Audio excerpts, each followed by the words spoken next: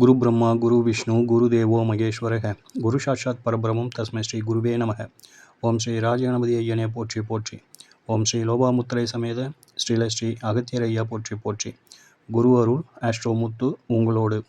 அனைவருக்கும் வணக்கம். குரு அருள் astro TV தங்களை வரவேற்கிறது. இன்றைய பதிவில் வெற்றிகள் தரும் நட்சத்திர குறியீடுகள் அப்படிங்கிற வரிசையில் விசாகம், அனுஷம், கேட்டை ஆகிய நட்சத்திர அன்பர்களுக்கான அனுகூல நட்சத்திரங்கள், அப்புறம் நட்சத்திர குறியீடுகள் இவற்றை பயன்படுத்தி நாம் எப்படி நம்ம லைஃப்பில் ஒரு சக்ஸஸ்ஃபுல் பர்சனாக வலம் வருவது.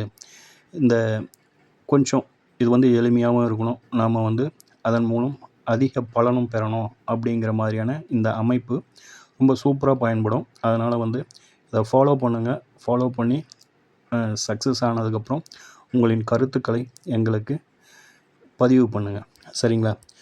இன்றைய நட்சத்திரத்தில் முதல்ல விசாக நட்சத்திரத்தை பார்ப்போம். விசாக நட்சத்திரம், விசாகம் அப்படிங்கிறது ஜோதி அப்படிங்கிறது ஒரு பொருளுங்க. ஜோதி அப்படின்னம்னா வெளிச்சம் அப்படிங்கிற மாதிரியான ஒரு நிலைப்பாடு.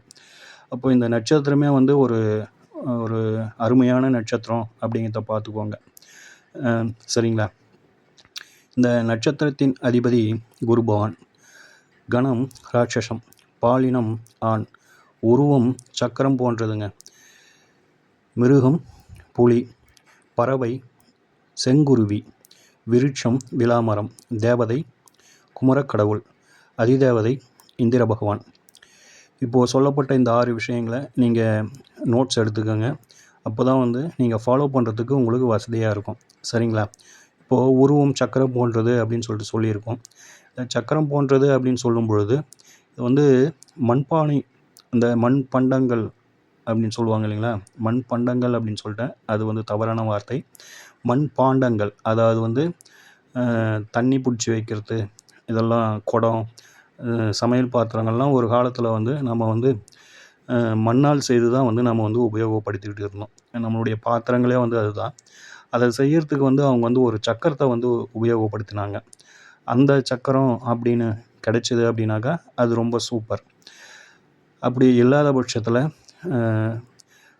இந்த கால்நடைகளுக்கு நம்ம உபயோகித்தவங்களா ஒரு காலத்தில் கட்டை வண்டி, குதிரை வண்டி அப்படிலாம் சொல்லுவாங்க. அந்த வண்டி சக்கரங்கள் கிடைச்சாலும் இன்னும் சூப்பர், சரிங்களா? ஆக இது போன்ற சக்கரங்களை நீங்கள் ஒரு ஃபோட்டோ எடுத்து இமேஜஸை பயன்படுத்தலாம், அல்லது இதெல்லாம் மியூசியத்தில் இருக்கும், அடிக்கடி நீங்கள் போயிட்டு பார்க்கலாம், சரிங்களா? ஆக மொத்தத்தில் நம்ம இதை தொடர்ந்து நம்ம நமது பார்வையில் இருப்பது சிறப்பு அப்படிங்கிற மாதிரி பார்த்துக்கோங்க.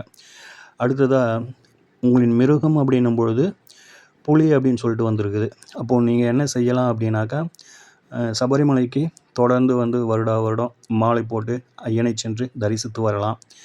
அல்லது சபரிமலைக்கு செல்லும் அன்பர்களுக்கு தேவையான விஷயங்களை நீங்கள் செய்து கொடுக்கலாம்.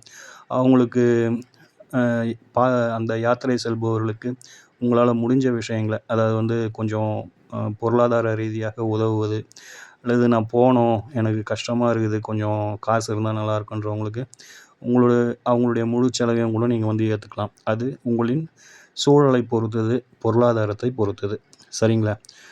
அடுத்ததாக விருட்சம் அப்படின்னும் போது விலாமரம். இந்த விளாம்பழம் அப்படிங்கிறது பெரும்பாலும் நம்ம ஆயுத பூஜைக்கு இதை வாங்கி வச்சு படைப்போம், ஞாபகம் இருக்கும்னு நினைக்கிறேன். ஸோ அந்த பழத்தின் மரம் தான், சரிங்களா? அது கிடைச்சிது அப்படின்னாக்கா, அல்லது உங்களுக்கு அருகாமையில் இருந்தது அப்படின்னாக்கா நேரில் போயிட்டு தொடர்ந்து தரிசனம் செய்யுங்கள், சரிங்களா? அடுத்ததாக தேவதை அப்படிங்கிறவர் குமரக்கடவுள் அப்படின்னு சொல்லிட்டு கொடுக்கப்பட்டிருக்குது. அறுபடைகளுக்கு சொந்தக்காரர் குமரக்கடவுள், தமிழ் கடவுள், அப்புறம் ஒரு ஆளுமையான கடவுள் அப்படிங்கிறதையும் பார்த்துக்கோங்க. தந்தைக்கு உபதேசம் செய்து குருவானவர் அப்படிங்கிறதையும் பார்த்துக்கோங்க. ஆக இந்த நட்சத்திரம் அப்படிங்கிறது குரு பகவானோடது, உங்களின் தேவதை அப்படிங்கிறது குமரக்கடவுள், சரிங்களா? இதையும் பார்த்துக்கோங்க. அதிதேவதை அப்படிங்கிறது இந்திர பகவான். இந்திர பகவான் அப்படிங்கிறவர் மும்மூர்த்திகளுக்கு அடுத்த நிலையில் இருக்கும் ஒரு தேவர்களின் தலைவர் அப்படின்னு சொல்லப்படுகின்றது. அவரும் ஒரு அரசர் அப்படின்றதையும் பார்த்துக்கோங்க. அடுத்ததாக மழை இவற்றுக்கு சொந்தக்காரர் இந்திர பகவான். ஐராவதம் என்று சொல்லக்கூடிய வெள்ளை யானை, வஜ்ராயுதம் போன்ற நிலைப்பாடுகளை இவருடைய அடையாளங்களாக சொல்லப்படுகின்றது. சரிங்களா? அப்போ நீங்கள் என்ன செய்யலாம் அப்படின்னாக்கா, ஒரு சிறந்த ஆளுமை படைத்த தலைவர்களின் புகைப்படங்களை நீங்கள் வந்து தொடர்ந்து உங்கள் அலுவலகங்களில் ஃப்ரேம் பண்ணி மாட்டலாம், அல்லது லேமினேட் செய்து வச்சுக்கலாம். உதாரணமாக அப்துல் கலாம் ஐயாவை வந்து நம்ம வந்து ஒரு தலைவர் அப்படிங்கிற நிலைப்பாட்டில் சொல்லலாம். தலைவர் அப்படின்னாக்கா அவர் வந்து நமது மூத்த குடிமகனாக இருந்தார் சில காலம், இல்லைங்களா? அவரை சொல்லலாம். கல்விக்காக பாடுபட்ட நமது காமராஜர் ஐயா அவர்களை சொல்லலாம். சரிங்களா? இது போன்ற தலைவர்களின் படங்களை நம்ம வந்து தொடர்ந்து பார்க்கலாம். அல்லது உங்களுக்கு அருகாமையில் இருக்கும் ஒரு நல்ல பொசிஷனில் ஒரு ஹை லெவல் போஸ்டிங்கில் இருக்கிறவங்கள தொடர்ந்து வந்து ஹாய் ஹலோ அப்படின்னு சொல்லிட்டு ஒரு 10 நிமிஷம் அவங்க கூட போயிட்டு பேசிட்டு வரலாம் அப்படிங்கிறதெல்லாம் பார்த்துக்கோங்க. சரிங்களா? அடுத்ததாக விசாக நட்சத்திரத்தின் அனுகூல நட்சத்திரங்களை பார்ப்போம். உங்கள் ஜென்ம நட்சத்திரம் விசாகம், சம்பத்து நட்சத்திரம் அனுஷம், சேம நட்சத்திரம் மூலம், சாதக நட்சத்திரம் உத்திராடம், மைத்ர நட்சத்திரம் அபிட்டம், பரம மைத்திரம் சதயம். இந்த நட்சத்திரங்கள் அனைத்துமே உங்களுக்கு பாதுகாப்பை தரக்கூடிய நட்சத்திரங்கள். இந்த நட்சத்திரங்களில் நீங்கள் செய்யும் செயல்கள் அனைத்தும் விருத்தி அடையும். அது வந்து மனதிற்கு நிகழ்வை தரும், பாதுகாப்பை தரும், ஒரு நல்ல பொருளாதார வரவை தரும், நீடித்து ஒரு மகிழ்ச்சியை தரும் அப்படின்றத பார்த்துக்கோங்க. சரிங்களா?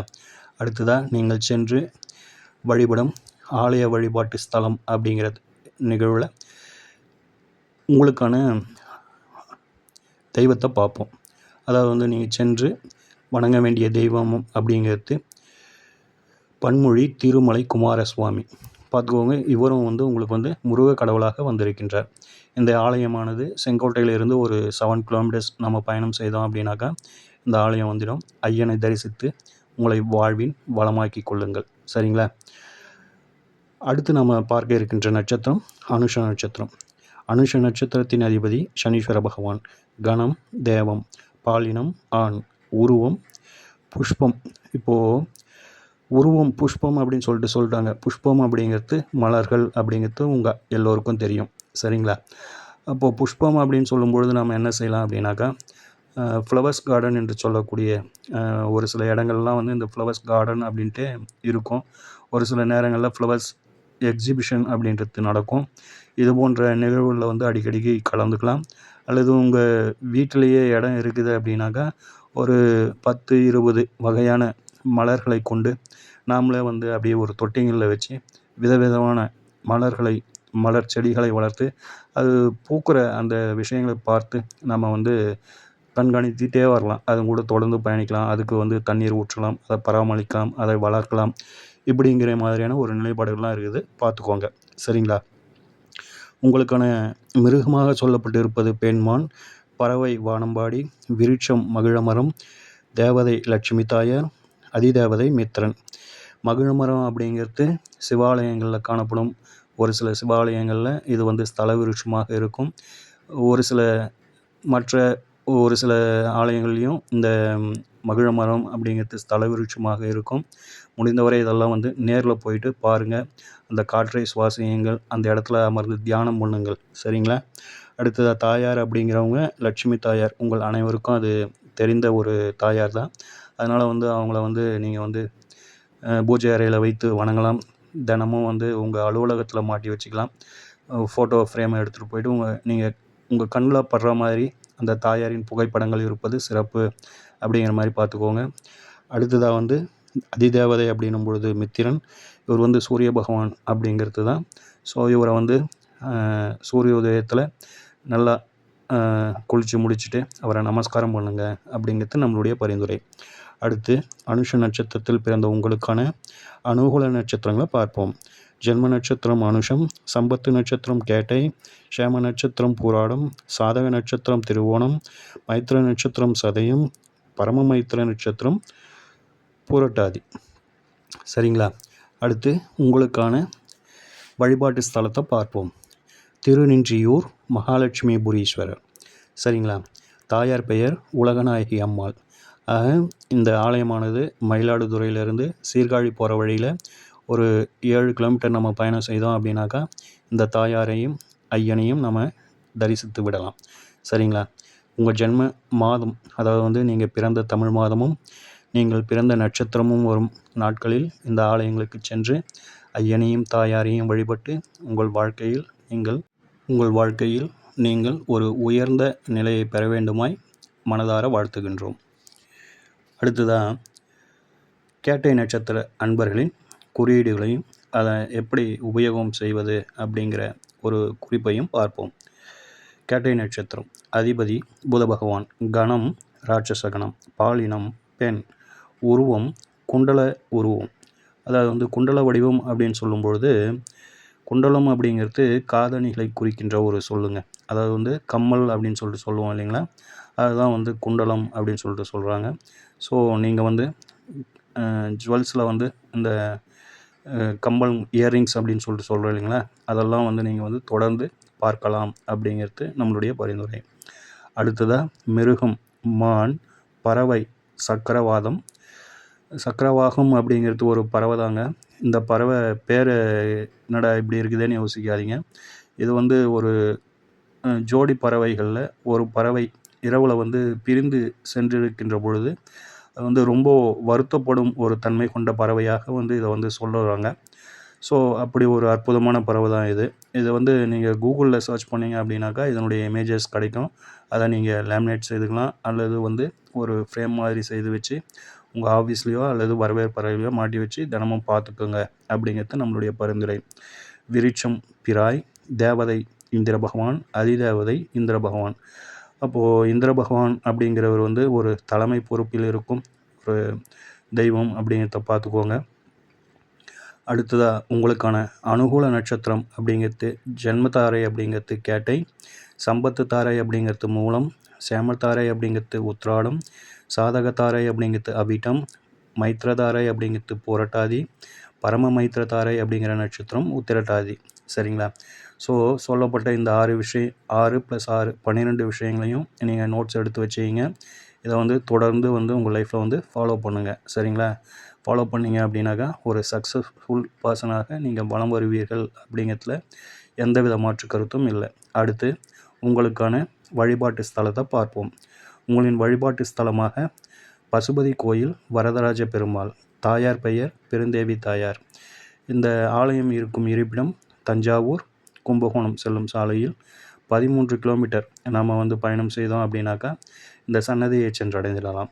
ஆக நீங்கள் பிறந்த தமிழ் மாதத்தில் வரும் அந்த மாதமும், அடுத்ததாக அந்த மாதத்தில் வரும் நட்சத்திரமும், அதாவது வந்து நீங்கள் பிறந்த தமிழ் மாதம் ப்ளஸ் நீங்கள் பிறந்த ஜென்ம நட்சத்திரம் கேட்டை, இந்த இரண்டும் ஒரு சேர வரும் தினங்களில் இந்த ஐயனையும் தாயாரையும் சேவித்து உங்களது வாழ்க்கையை வளமாக்கி கொள்ளுங்கள். சரிங்களா? இப்போது ஒரு 3 நட்சத்திரக்காரர்களுக்கு நம்ம வந்து இந்த குறியீடுகள் கொடுத்துருக்கின்றோம். இந்த குறியீடுகள் மிக மிக எளிமையான குறியீடுகள். இதை தொடர்ந்து நீங்கள் அனைவரும் உங்கள் லைஃப்பில் வந்து உபயோகப்படுத்தி உங்கள் வாழ்க்கையில் வந்து ஒரு சக்ஸஸ்ஃபுல் பர்சனாக வலம் வர எங்களின் நெஞ்சம் நிறைந்த வாழ்த்துக்கள். ஓம் ஸ்ரீ ராஜகணபதி ஐயா அவர்களின் அருளோடும், ஓம் ஸ்ரீ லோபாமுத்திரை சமேத ஸ்ரீ அகத்திரையா அவர்களின் ஆசியோடும் அனைவருக்கும் வாழ்வில் நலமும் வளமும் கிடைக்கப்பெற்று ஆனந்தமும் மகிழ்ச்சியும் என்றென்றும் நிலைத்திருக்கட்டும். வாழ்க வளமுடன், வாழ்க பல்லாண்டு. நன்றிகள், வணக்கம்.